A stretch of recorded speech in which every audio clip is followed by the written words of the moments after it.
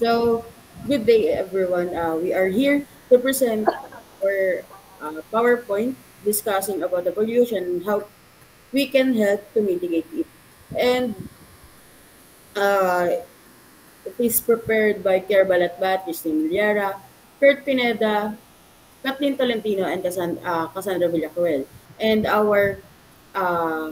our our title is A Cleaner Future, Our Planet Needs You. And but first, before we discuss the different types of pollution, what is pollution first? Pollution is the introduction of harmful materials into the environment. These harmful materials are called pollutants. Pollutants can be natural, such as volcanic ash. They can also be created by human activities such as trash or runoff produced by factories. Pollutants damage the quality of air, water, and land. And ayun po, yun nga po, ang pollution is yung nagda-damage siya sa environment natin. And as of today is hindi lang sa air, sa water and land. May iba't iba din siyang may iba't iba pang mga pollution na madi-discuss pa mamaya. And according po sa worldometers.info, last 2022, Philippines was ranked that produces carbon dioxide emissions in 2022 na 0.40%. Pero that was last 2022. Paano pa kaya ngayon? And to start the discussion of the types of pollution, uh, it will be discussed the first two pollution ni Christine Miliera. So let us first discuss the air pollution. Air pollution happens when harmful substances are released into the air, making it unhealthy to breathe. Air pollution occurs when dangerous particles, gases, and chemicals are released into air. That pollutants of air can be found in vehicles, factories, power plants, and construction sites. Also, it causes smogs, making it difficult to breathe. So, cause, sa cause ng air pollution, meron tayong vehicle emissions, factories, deforestation, and waste burning and wildfires. So, sa vehicle emission, isa sa major cause ng air pollution, nagkakos ng dahil sa dami ng transportation, nagre-release ng pounds of carbon dioxide um, and other global warming gases for every gallons of gas burn. Sa sa factors naman, mga nagre-release ng harmful smoke galing na rin sa iba't ibang chemicals na ginagamit gaya na lamang sa nung way back 2015, nagka-violation ng isang corporation dahil nagre-release siya ng black smoke and foul odor na nakaka-affect sa community. Third is deforestation. Familiar naman tayo sa deforestation as the number of plants and trees reduce the carbon dioxide in the air increases. And this is the major pollutant. So cutting of trees is cause of pollution. Fourth is waste burning. Releases pag nagwo-waste burning nagre-release siya ng harmful chemicals at napapasama sa air yung mga toxic chemicals like yung mga burning plastic and metals. And the last is the wildfires. Wildfire smoke is a complex mixture of gas and particles that can have far-reaching effects while fires. Nakaka-impact siya sa climate by releasing large quantities of carbon dioxide and other greenhouse gases sa ating atmosphere. So, sa effects naman, health problems, ay add ko lang din pala sa cause yung cigarette smoke, vape, though ang impact nila ay smaller than sa mga nabanggit kong mga cause kanina. Smoke then yung buga. Since nakaka-release siya ng mga toxic or harmful chemical na nasasama sa air na can cause din hazard both smoker and non-smoker. or secondhand smoke. Sa effects naman is health problems. Pag nag-expose sa mga harmful substances that are released into the air, gaya lamang ng mga respiratory disease, particularly yung mga asthma. Next is climate change, ozone depletion, global warming. Effect naman sa ating Earth, ozone depletion, nagiging thin or nabubutas yung ating ozone layer dahil yung mga gases at nagiging cause din ng global warming, and because of this, nagkakaroon ng pagbabago sa klima. Last is smog formulation. Ito yung combination ng pollutants, dust, smoke kung saan-saan sa mga transportation, and fog that forms when chemical pollutants react with sunlight.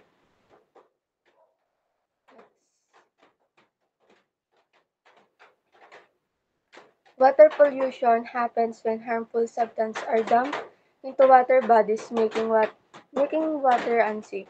Sa water pollution na-occur when harmful substances, often chemicals or microorganisms, contaminate kagaya ng river, lake, ocean, or iba pang bodies of water. Regarding water quality and rendering it toxic to humans or the environment. So, ang cause ng water pollution is industrial waste, sewage and wastewater sa mga household, and plastic waste na nagre-release ng chemicals, heavy materials, and other pollutants sa waterways na nakaka-harm sa aquatic life and human health. Yung mga pollutants na yan ay galing sa mga various sources including sa mga industrial facilities, and can contaminate surface of water, groundwater, and soil, causing significant environmental health risks.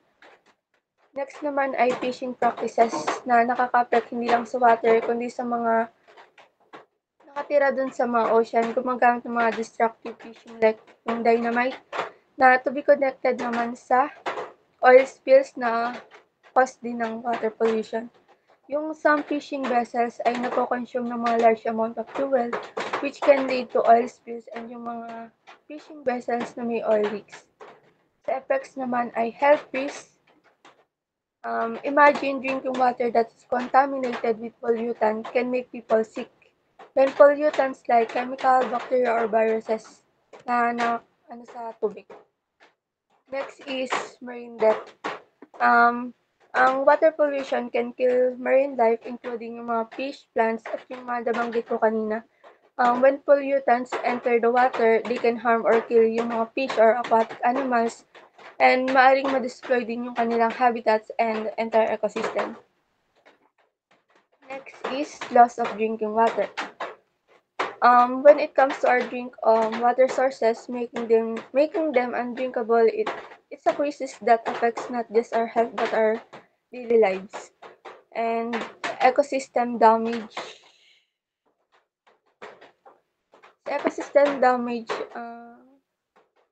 Yung including ng wetlands, rivers, and oceans na nakaka-harm or kill ng plants or animals na need ng water. The last is yung flooding. So, yung mga waterways, drainage, or canal, isa sa mga reason why nagbabaha. Kasi yung water flow nabablock ng mga waste, mga basura at gawa ng mga human activities dahil sa poor garbage disposal.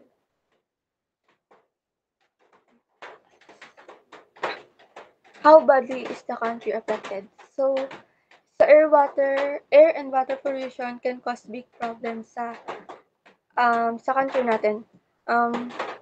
Air pollution can make people sick, lower work performance, and make daily life harder because of dirty air, and nararanasan na natin yun ngayon. So, sa water pollution naman can cause health issues, can harm plants and animals, and damage our environment, which also affects our everyday daily lives. And as you can see in the picture, yung mga isda, may mga kasama siyang waste, and yun yung reason kung bakit sila namamatay.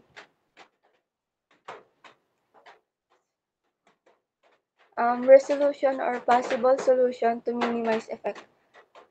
These problems are because of all shitty human activities, and yun nga, dahil sa ginagawa ng tao, bumabalik lang din yun at tayo lang din yung nagsasuffer. So, sa in-air pollution, to reduce harmful smoke na galing sa mga transportation, cars, truck, motorcycle, we can use bicycle or walk na lang if needed lang. And tapos dun sa water pollution naman, water pollution naman, simpleng pagtatapon lang ng basura and waste, you can use 3 hours to avoid yung mga waste. Tapos, we can conserving water and avoid destructive practices na nakakasira din sa environment.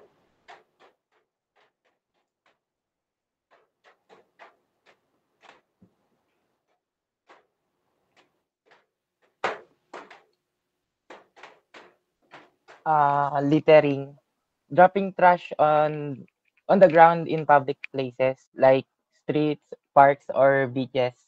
Ayun. Tapos yung causes po ay presence of presence of presence of trash can that already in the area, laziness, and lack of trash cans. Sa ano po ay causes.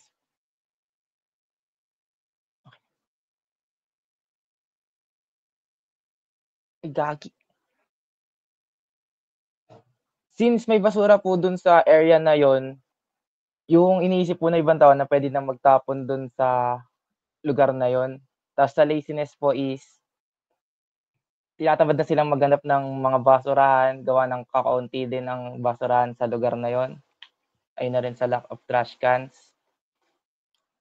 Effects, clog the drainage system in the area that can cause flood. Ang pagtatapon kung saan-saan ng kalat is pwedeng mag-cause ng flood. Nakaka-harm din ito ng environment, affect human health, and cause another pollution. Sa affect human health po is dahil nakaka-attract ito ng maraming pests like mga daga, mga mosquitoes, ganun, na nag-spread po ng mga sakit. Next.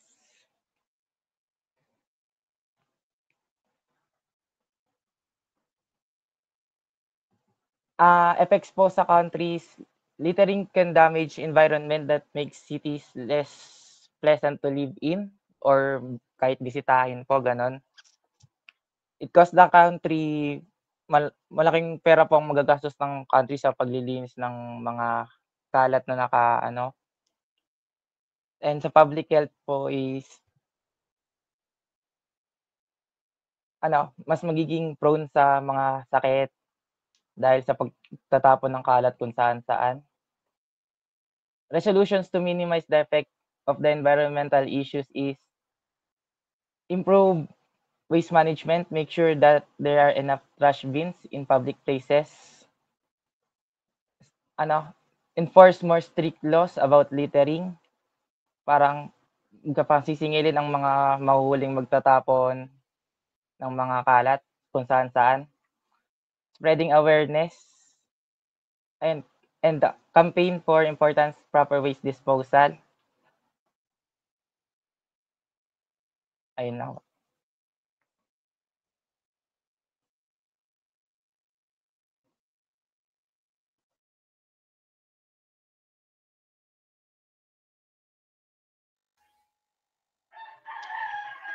So noise pollution po.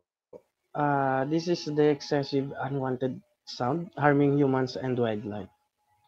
So familiar naman na po tayo dito sa topic na noise pollution. So yung mga nagiging causes po nito is yung isa po is yung sa transportation. Siguro naman po pag po sa transportation, pag traffic, so yan, busina ng sasakyan yung maririnig natin na hindi po nakakatulong sa iba dahil sa pagiging irritable dahil sa sobrang ingay. So papasok naman po dito yung industry. or dito sa industry na to is papasok dito yung manufacturing na merong mga makinarya na maiingay. Pagdating naman po sa music and entertainment, isa sa mga ingay na dulot nito is yung malalaking speakers na pag may event, like may party, ganyan. Then doon naman po sa neighborhood noise. So, yan, mas familiar tayo dito kasi kadalasan sa neighborhood noise, yung chismis or away ng kapitbahay, ganyan, na hindi maganda yung naidudulot sa ibang tao dahil pwedeng makaabala dun sa ginagawa ng iba. Doon naman sa aircraft, so meron isa rin to sa nagiging dahilan ng ingay dahil sa like helicopter, sa airship, yung pag nagla-landing, ganyan. So yung effects ng mga nabanggit ko, yung nabanggit kong dahilan o yung nagbibigay ingay sa atin is pwedeng yung hearing loss o yung permanent pagkawala ng pandinig, sleep disturbance, yung putol-putol na pagtulog, stress or anxiety or problema sa mental health. Sa cardiovascular disease, so meron kasing tao na kapag nakakarinig na or nagugulat dahil sa unexpected na ingay is hinahapo sila. Doon naman sa wildlife disruption. So, like halimbawa, hindi lang siya nabanggit sa taas. Merong yun sa pagtutroso, deforestation, ganyan. Or yung pag namamaril sa gubat. So, nadidisrupt yung habitat ng mga animals. Next po. So, effect in the Philippines. So, ayun. So, wait lang. Check ko lang yung picture. Medyo maliit eh.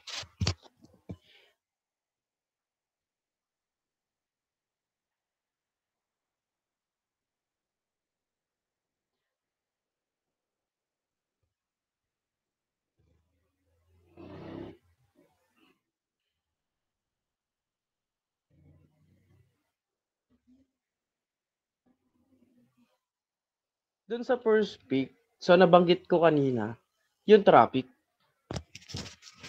So, dahil sa ingay, imbis makapag-focus yung tao na masolusyonan na mas maaga o mas mabilis na masolusyonan yung traffic, pero dahil sa ingay, mas nadidisrupt sila na makapag-isip ng paraan para mapaluwag yung daan ng daanan ng sasakyan. So, isa yun sa mga epekto ng ingay.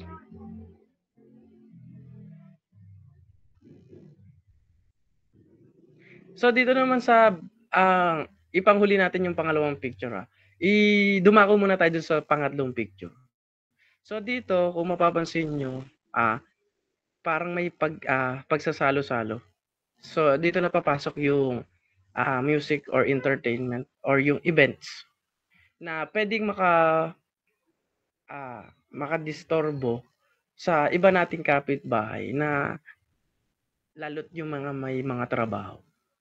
Yan. Isa sa mga ano yan sa Pilipinas. So, itong pangatlo,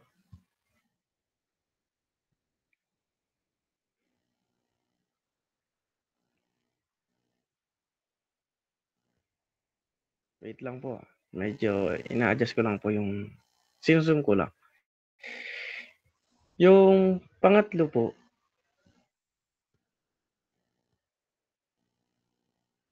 so ito na, pwede dito pumasok yung sa manufacturing or yung kumbaga lugar ng lugar gawaan kung saan ginagawa. Halimbawa, kasi like yung mga truck na yan, may maiingay kasi tayong mga equipment. Like yung mga truck na ginagamit, dinidrilled yung kalsada, possible po yung mga ganyan na activities. So, pwede rin po yan makadisturbo doon po sa malapit po doon sa lugar na pinaggaganapan. So, yung resolutions to minimize the effect of the environmental issue is una is noise monitoring. So, kung mayroon tayong noise monitoring, so, kumbaga, papasok dito yung, pag sinabi kasing monitoring, chine-check yung ingay or minamanage yung ingay. If tama pa ba o okay pa ba o hindi na.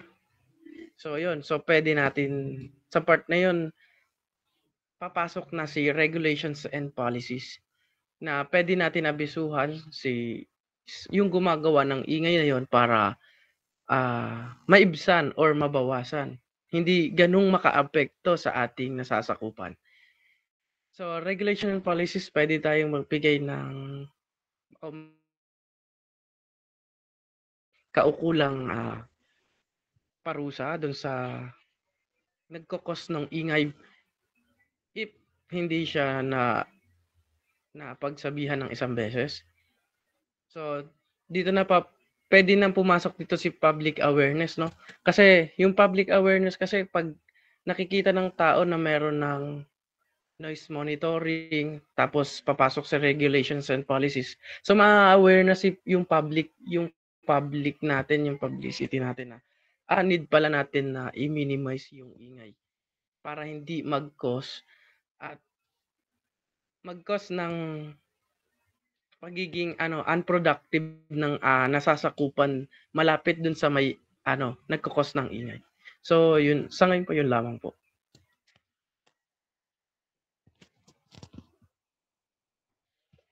So, sa plastic pollution naman po, the accumulation of plastic waste in the environment harming ecosystems, wildlife, and human health. So, nabanggit naman po, no? So, sa plastic pollution, number one po, isa sa mga nagkukos ng pollution is yung plastic. Dahil most of the time po, lalo sa Pilipinas, isa sa mga necessity na or yung ginagamit natin is puro gawa sa plastic, like plastic bags, plastic bottles, and so on and so forth. So, yung causes nito is like improper waste disposal, yung basta na lang bumili si classmate or si kapitbahay ng soft drinks, tapos syempre pagkatapos inumin kung saan na lang itatapon or ibabato na lang kung saan maisipan nila. Pangalawa, yung single-use plastics na like bumili tayo sa market tas pagbebentahan tayo. Minsan imbis isa lang, tagiging dalawa. Tapos yung dalawa na yun, hindi pagkadating sa bahay, na lang yun. Wala na rin naman yun magiging pakinabang dun sa iba.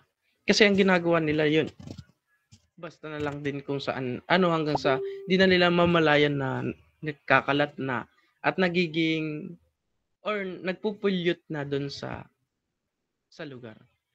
So, sa industrial waste,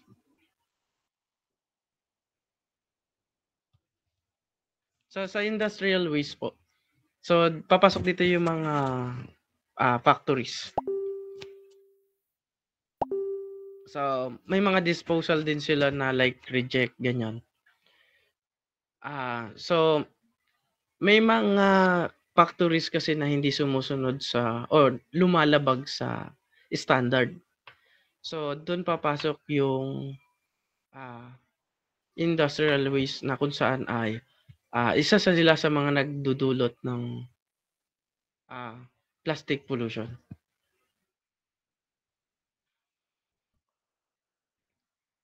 So wait lang po.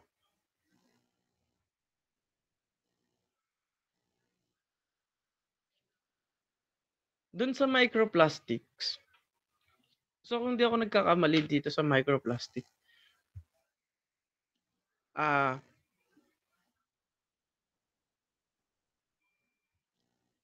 papasok dito siguro yung mga candies or like halimbawa may company na yung pinagtabasan. Ganyan.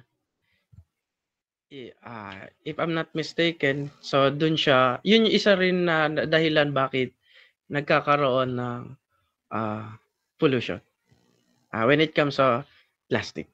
So yung epekto nito like ocean pollution.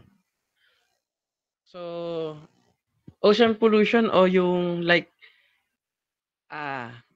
sa mga tabing dagat, sa pangpang na makikita natin na pag inaalon na ng dagat yung mga plastic na nagpo-pollute doon sa habitat ng mga isda na nagkokos ng pagkamatay nila. Soil contamination, pwede rin, yes. Kasi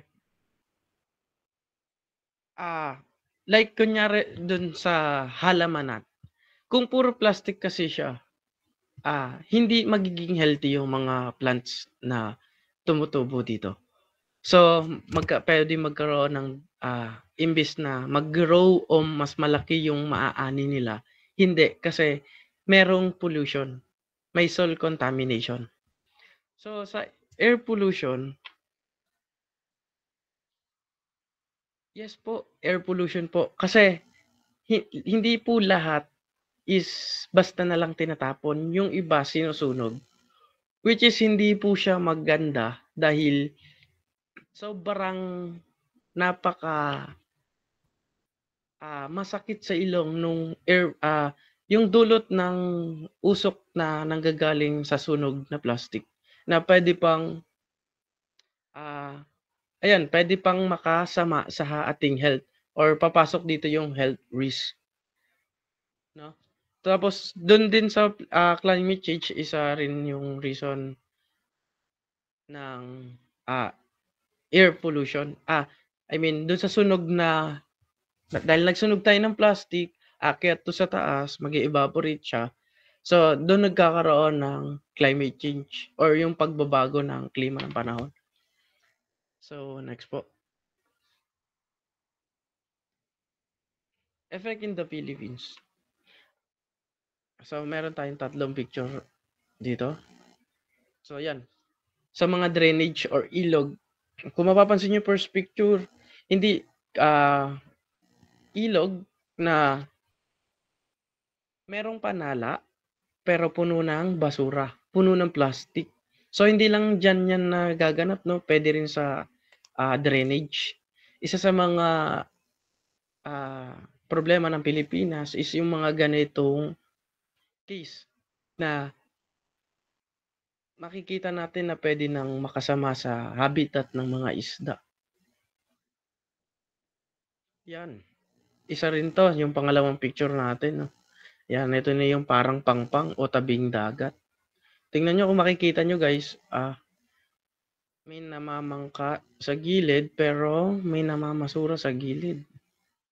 So isa rin yan dahilan bakit maraming mga isda ang namamatay. So hindi lang isda, maaari ring ibon. Kung makikita natin sa pangatlong picture, ayan o. Kasi may mga ibon ba to, to be specified, parang penguin.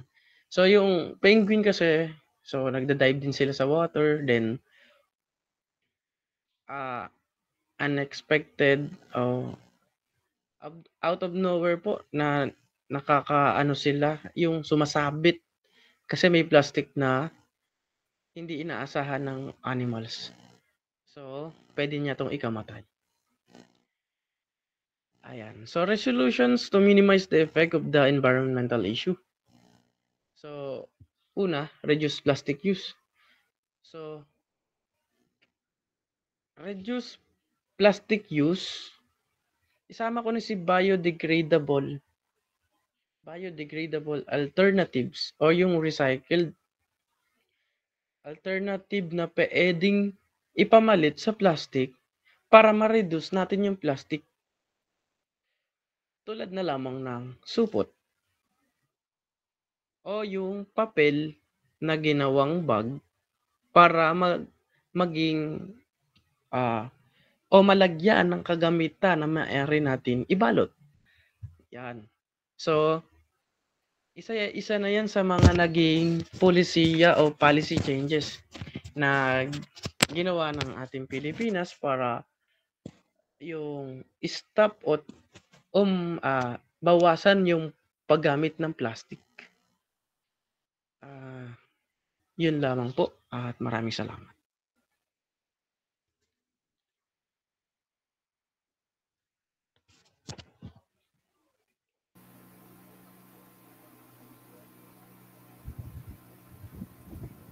Ayun naman po, sa soil contamination. Soil contamination. Part of land degradation is caused by the presence of xenobiotic or human-made chemicals or other alteration in the natural soil environment. Ayun nga po, sabi nga po dito sa definition po ng soil contamination, ito po yung parang mostly ang ano po, ay pwede po siyang maging natural na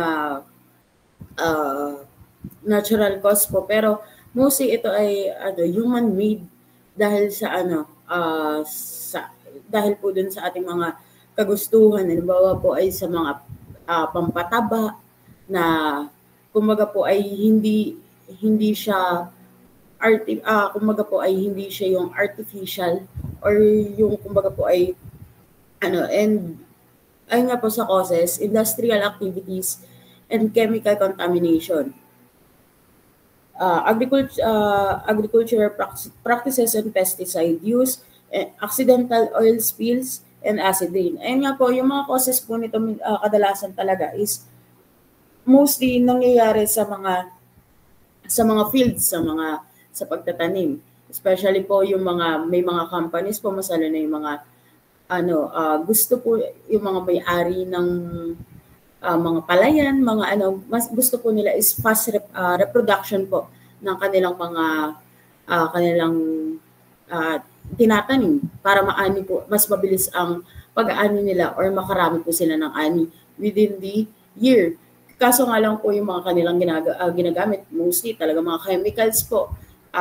And masalo na yun sa talamak din yung paggamit ng pesticide, which is hindi po siya kumbaga ay hindi siya nagiging healthy kapag napapasobra. Kasi nga po ay ayun nga po, katulad sa pesticide, ang pesticide may mga pest po katulad ng what do you call this, snails po ata. Though ang snails ay talagang pest po sa ating mga fields, pero isa din po 'yan sa mga kumakain ng mga kumakain po ng mga iba pang harmful na katulad po ng mga worms, mga and ayun po, accidental oil spills.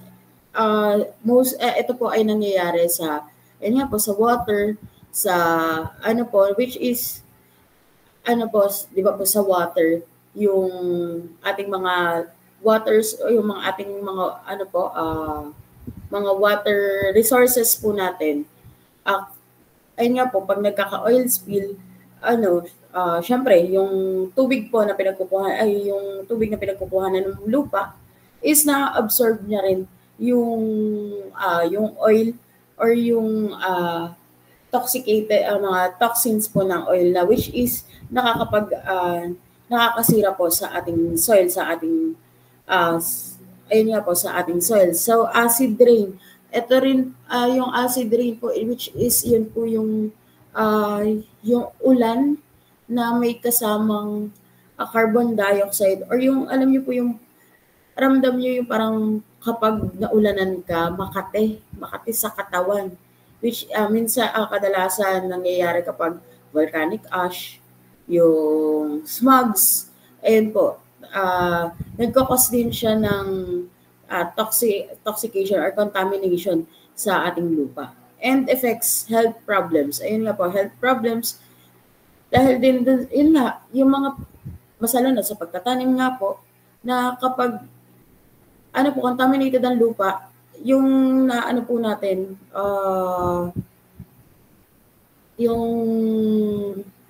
maaani po natin is ma-absorb din yung mga contaminated na minerals ng lupa.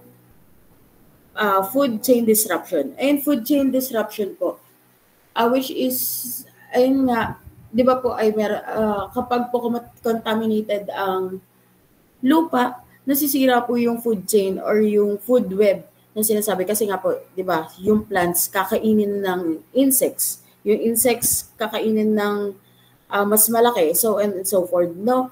Na kapag na-absorb na yung contamination nung plants, is pwede siyang mag-cause ng virus, ng sakit sa mga animals, especially sa tao rin, and pwede yan mag-cause ng extinction. And pangatlo po, decrease soil fertility. Ayun nga po, ang Pilipinas nga po is kilala sa pagtatanim. And due to soil contamination nga po, natitigil yung pagkasagana ng lupa na imbis na mataniman pa ng ilang beses, kaya nga ay pangit na nga po yung aanihin. Kadalasan din po is dahil din sa soil contamination, hindi na nauulit yung hindi na nauulit na pagtaniman yung lupa. And ayun nga po, doon na nga rin po papasok yung plant growth problems na kung saan minsan abnormal ang paglaki ng plants, minsan hindi lumalaki, minsan hindi tumutuloy kahit na alaga sa katulad nga yung mga pesticide, mga pataba sa lupa na hindi kapag sobra is masama. Effects in the Philippines. Ayan, talamak na din po sa Pilipinas, yun nga, pagkatayo po ng ating mga taniman. Kasi nga po ay dahil din sa mga ginagamit ng mga farmers or na mga toxins po sa sa lupa or sa pananim. Yun nga po yung pagkasabi ko kanina, hindi na po siya natataniman kasi ayun nga po, as you can see sa unang picture na nagbakbak na po yung lupa. And masyado na siyang tuyo. Even na kahit umulan, minsan ay hindi na naka-absorb ng lupa dahil sa toxin po na na-obtain po ng soil. Pangalawa po, ayun nga po, dahil nga tuyo ang lupa, hindi na siya mapagtaniman, hirap po ang ating farmers na maghanap po ng tataniman.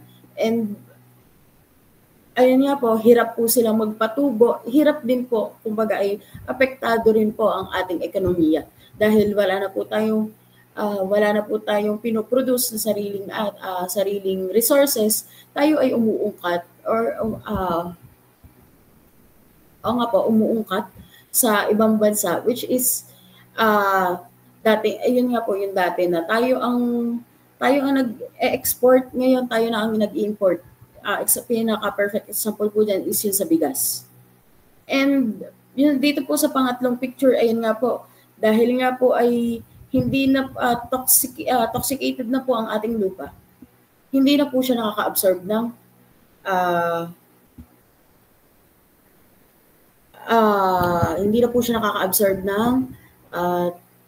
ng tubig, which is nagkakos din ng floods, and pwede din po yung kumbaga ay yung mga landslides kasi nga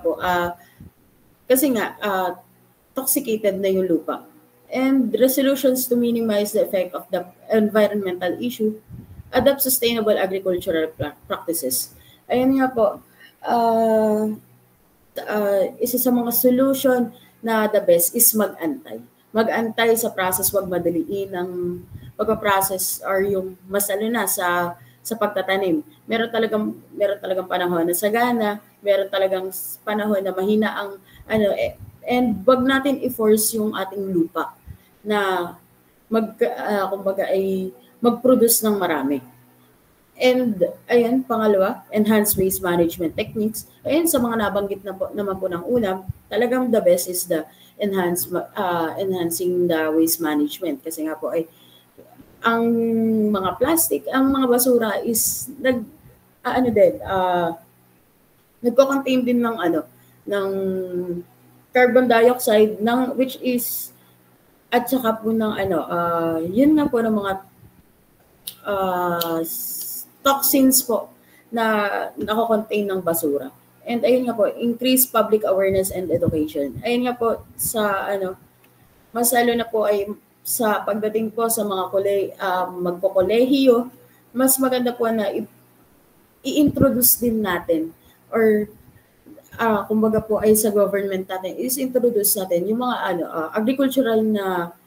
agricultural educations po, hindi basta academics. And yun naman po sa palahatan, magkaroon po ng mga seminars, ng mga yun nga po, public awareness para po sa kumbaga kung ano yung kalagayan ng ating and how paano tayo makakatulong sa sa simpleng individual na gawain.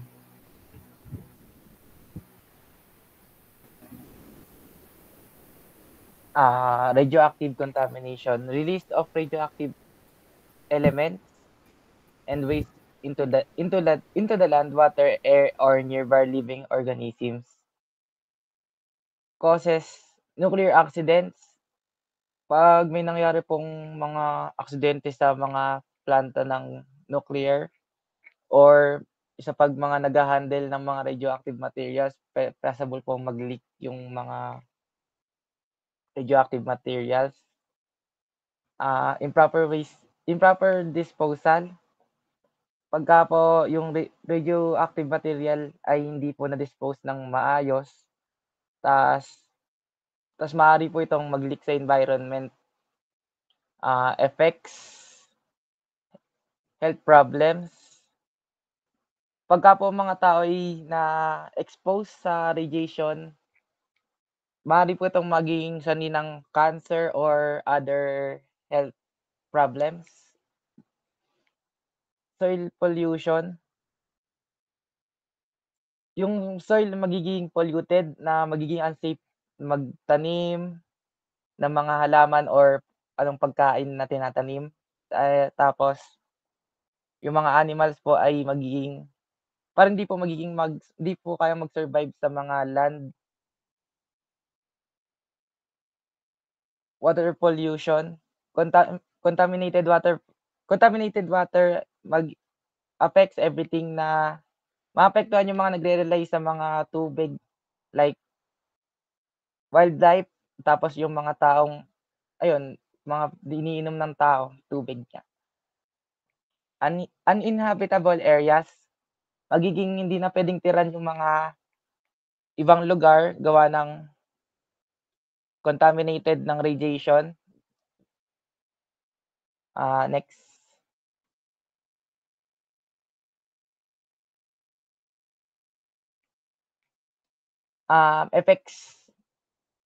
Effects ng radioactive contamination. Radioactive contamination ay magiging harm sa air, water, and soil. Hindi po magiging safe to sa mga tao at mga hayop. Tapos sa mga resources like foods and water, pagka po na-contaminate yung mga yon, hindi po pwedeng malilis yung mga food resources ng mga tao. Tapos pagka po na digest ng mga tao yun, magiging problema po yun sa kanilang, maaaring maging problema yun sa kanilang mga kalusugan. Next is strict safety measures. Kailangan po yung mga yung mga industries na nag-aano ng mga nuclear materials, kailangan nilang strict guidelines para mabawasan or ma-prevent yung mga aksidente.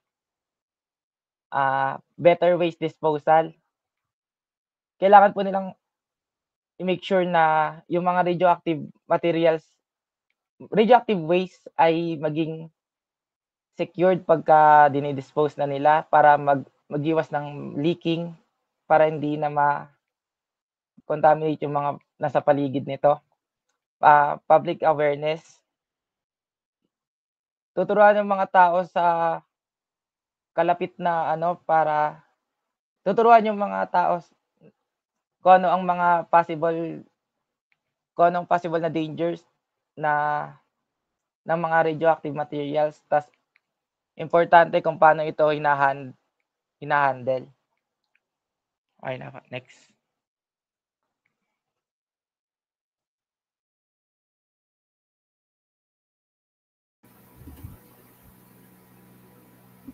And thermal pollution. Degradation of water quality by any process that changes ambient water temperature. Or in short, ito po yung pag-init or abnormal heating po ng ating water sa yung ating tubig na nagkakos din po ng pag-init din po ng ating paligid. And causes, industrial cooling processes.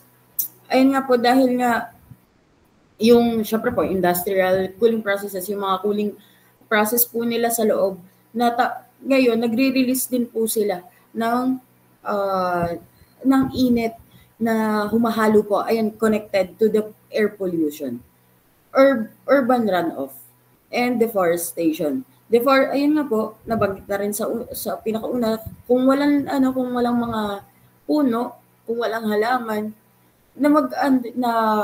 wala pong kumbaga po ay nag-alter po ng ating carbon dioxide na para maging oxygen. And sa effects naman po, decrease dissolved oxygen levels, ayun nga, mas mahirap huminga. Yun sa disruption of breathing cycles din po. Yan hindi man natin pansin, pero ngayon po parang konting pag uminit, talagang ang hirap po huminga. And hindi na siya normal para po sa And altered aquatic species composition. Ayun nga po, marami dito yung kasi ang fishes po or yung ating mga aquatic species, masala na yung ating mga isda, na kapag mainit ang alam po nila kung safe pa po ba or tama pa po ba yung timpla ng temperature po ng tubig para po sila ay mag-survive. Ngayon, umaalis po sila sa ating sakop na mga water. So, and ayun po, at saka ayun nga po, nabanggit din, water, connected din po siya sa water pollution na pagkapatay po ng ating mga ng ating aquatic species. Effects in the Philippines. Ayun nga po, hindi man siya clear na nababanggit po ng ating government kung ano ba yung lagay ng thermal pollution ng ating bansa. And pero ito nga po, nabanggit ko na nga rin po nung kanina na nagkakos din po siya ng pagkapatay po ng ng ating mga aquatic species. And pangalawa din po, yun nga, mainit po ang simoy po ng hangin. Mainit din po kasi yung nire-release na tubig ng water. Ay, di ba po, alimbawa po yun sa umuulan. Pag bumagsak ang ulan, mainit yung simoy ng hangin kasi nga po ay polluted na po yung ating thermal po na nagkakos din po siya ng iba't ibang sakit or health risk po sa tao. And the resolutions to minimize the effects, construct cooling ponds and towers. Ayun po, based po sa mga aking nabasa kanina a while ago, na pwede din po tayo ng mga yung mga cooling towers po sa ating mga areas po kung saan yun po yung kumbaga po ay nag-a-alter po ng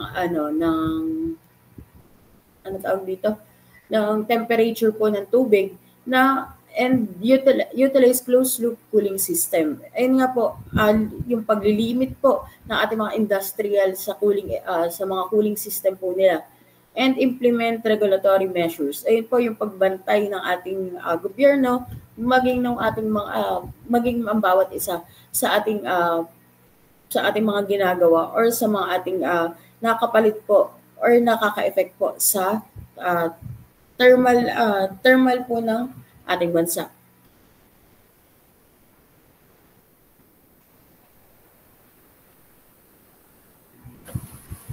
Next po is the light pollutions. Light pollutions is the overuse of artificial lights at night, making the sky too bright and affecting the environment.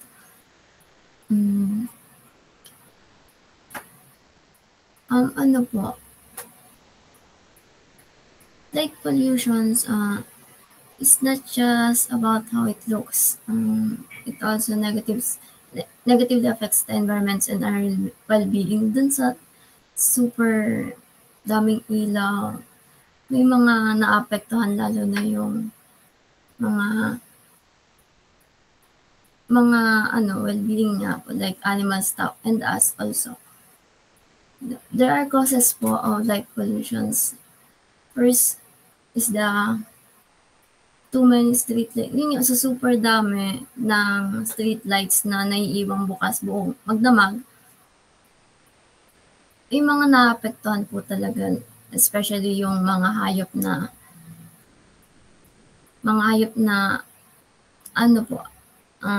night, like, ang tawag doon? Yung mga dark po talaga, sa dilim po talaga namumuhay, like yung, alam ko po may mga turtles na sa dilim, mas yung habitat nila, then yung bats and some birds din. Next is bright billboards and building lights. Isama ko din po yung lights that shines upward instead of downwards. Bright billboards po, may mga billboard na bukod. Yes po, nocturnal animal. Balik po tayo sa bright billboards. May mga billboards na may kasama pong malalaking ilaw din dun sa building lights na pag sa super liwanag nila natatakloban yung stars sa skies, then lights that shine. Doon naman po sa lights that shines upwards instead of downwards, di pa naman po ako naka-encounter ng baligtad na ilaw, pero may mga cases po na mali yung focus ng ilaw sa dilim, like imbis na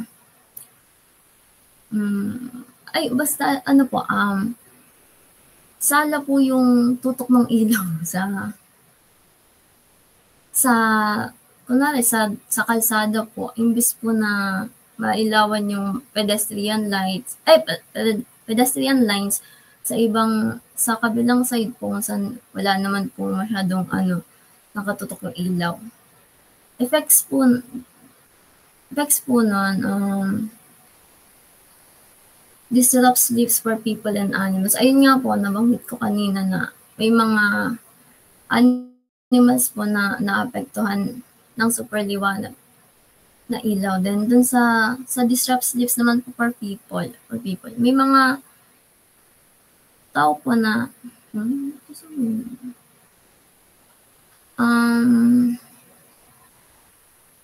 may mga tao po na hindi po sa ilaw, like pag sa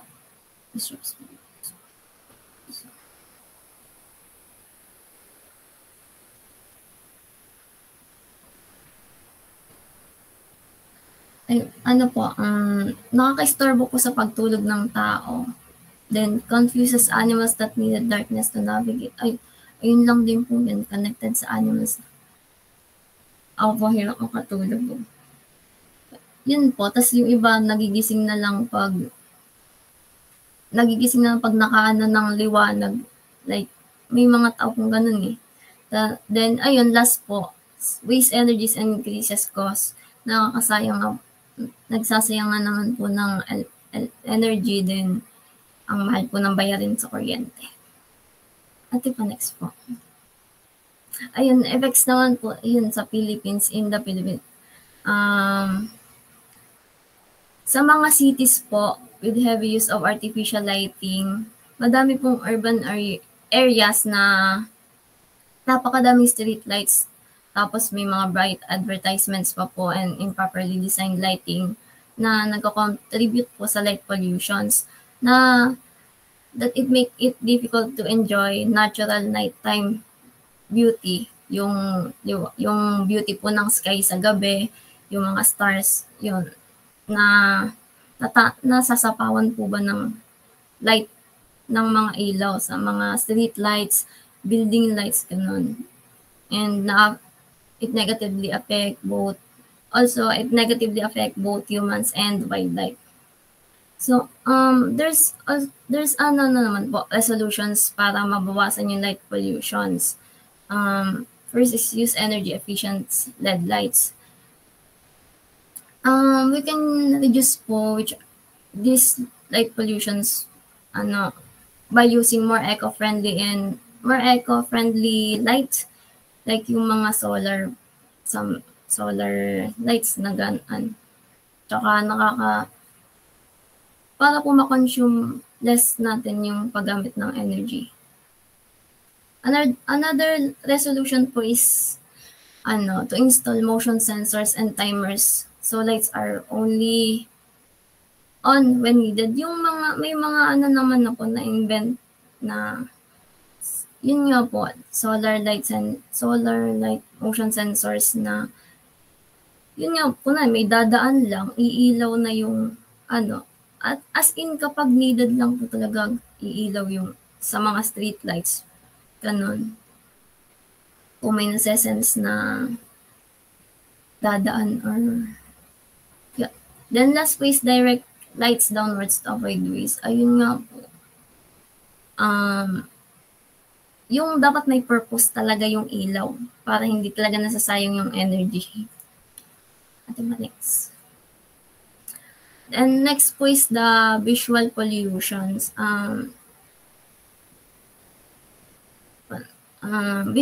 Visual pollutions po is anything that spoils the natural beauty of a place and makes it unpleasant to look at. Imagine po walking through a park and seeing trash everywhere. Tapos magdadrive ka dadaan sa city. Makakakita ka ng mga giant billboard. Di ba po ang sakit sa... Hindi naman po saan. Pero minsan may mga masasakit sa mata. Tingnan. Kunwari po mga billboard po. Lalo na po ngayon mag-elections. Madaming mga poster ng mga kakandidato. Tapos mga hindi naman po tinutupad. Wala, eme lang yun. Yung cause po ng visual pollutions, ayun nga po, too many billboards and ads. Yung mga mukha ng mga influencers na wala namang nag-endorse ng products. Tapos yung mga, yun po. Tapos next po is litter and trash in public places. Ayun, yung mga, nabanggit naman po kanina yung mga basura na most commonly sa mga public places nakikita. Then, unorganized construction sites, yung mga construction sites po na hindi pa din tapos gawin na hindi na po natutuloy tapos na lang po, nababaliwala, something like that. Then, vandalization in inappropriate areas, yung mga something sa mga public places, yung mga pader-pader po may mga nakasulat na something na kung ano-ano po. Though, yung iba, maganda po tingnan, pero there are some cases po talaga na ang pangit po. Like yung mga bawal umihi dito na ang lalaki po nakalagan. Ganon. Then, sa effects po, makes places looks messy and stressful. Ayun. Yun nga po, ang pangit po talaga tingnan. Like, para po tayo mga hindi disiplinadong tao pag ganon. Tapos yun po, distracts drivers and pedestrians causing accidents. Yun nga po sa mga billboard na malalaki. Pag napatingin ka po sa taas, kunwari tatawid ka po ng pedestrian lines na patingin ka sa taas ng may nakita kang billboard, di mo po napansin, babangga na kasi yung kotse. De joke lang po. Pero wala po naman pong ganong cases. Then, dun sa last is reduces the beauty of nature and cities. Ayun po, may mga unnecessary billboards nga po na nasasapawan po yung beauty ng natures natin, tapos yung mga cities na Ate pa next po. Then, effects in the Philippines. Ayun, effects naman po sa nabanggit ko na rin po. Ayun, dito po sa first pictures. Sa first picture, kita po yung mga line po ng kuryente. Dito po, example po sa San Pablo, sa bayan pa lang. At super dami po line ng kuryente na minsan po dinadapuan na ng mga ibon. Hindi lang po siya masakit sa mata yung nakakabala din kasi baka mamaya iputan ka ng ipon. ng ibon. Nag-aantay ka po ng jeep, nakapila ka po sa line, may papatak sa yung ipot. Yun. Then, dun po ayun sa effects in the Philippines. Nabanggit ko na rin po kanina yung nakaka-distract po yung billboard sa mga kalsada na ang lalaki, yung iba naman po unnecessary. Minsan nga po doble-doble pa yung post, yung billboards na nakadikit doon, magkatabi lang. Dami naman po nilang pera. Then, yun po, yung sa vandalisms, yun nga, yung ayun, sa barangay, pa po ata, yung tabing barangay ko lang din. May mga nakasulat po na kung ano-anong pangalan. Yun. Then, syempre may solutions naman po dyan, which is yung to regulate the number of billboards. Ayun. Hindi naman po sa pero yun nga, bawasan po nila yung billboards na may mga doble-doble. Pwede naman pong isa na lang. Donate na lang po nila yung pera pagagawin sa kabila. Sa isa pa. Tapos, may mga po na ang lalaki pa nung ginagamit na pwede naman po maliit lang. Mukha lang naman po nila yung kita. Then, next po, keep public areas clean and organized. Ayun, maging disiplinado na lang po siguro tayo. Kasi, para naman po lalo, kasi kung sa bahay malinis ka, dapat sa public places din. Ganon. Then, educate people on proper ways. Ayun, disposal and respect for public space. Ayun nga po, parang hindi naman na need i-educate people kasi discipline, nasa atin na rin po yan. Need natin i-discipline yung sarili natin. Na kung siguro, yun nga po, sabi nga po, sa bahay kung malinis ka, dapat sa labas din. Ayun, yun po. So, to wrap up our presentation po, minimizing pollutions requires collective actions through sustainable practices such as reducing waste, recycling, and supporting clean energy initiatives. By raising awareness and promoting eco-friendly choices, individuals and communities can significantly contribute to a healthier environment for future generations.